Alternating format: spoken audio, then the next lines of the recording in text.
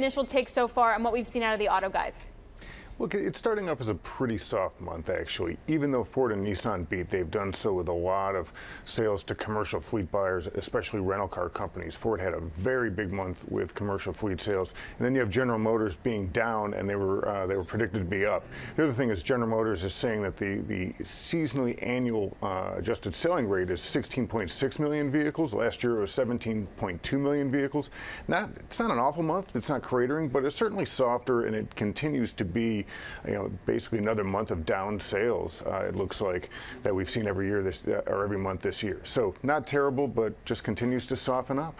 The numbers keep coming out here in the United States. Fiat Chrysler now, May U.S. auto sales down 1%, the estimate down 3.9%. So in isolation, not great, but a relative upside surprise, down just a 1%, the estimate down by 3.9%. David, I want to pick up on the point of the banks. The banks pulling back on auto loans. We heard it from the likes of Wells Fargo a little bit earlier. Pulling back in autos is the right long-term decision. Can these guys get the kind of sales that they have over the last couple of years if the banks are going to tighten up the strings? Well, remember, they have their own captive lenders that do a lot of this work. General Motors, for example, has GM Financial, which used to be AmeriCredit.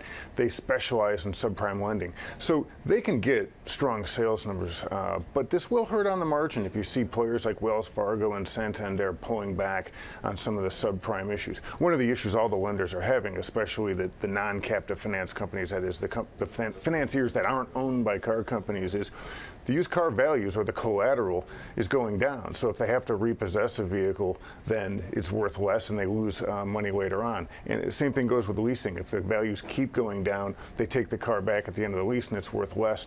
Makes it a tougher proposition from a profitability standpoint, so they do pull back. And leasing's been very popular for the last few years. So yeah, it's going to hurt sales. It's not going to kill it, but I think that's just part of this bubbling cauldron here that you see that you boil it all together and sales are just softening up from where we were last year.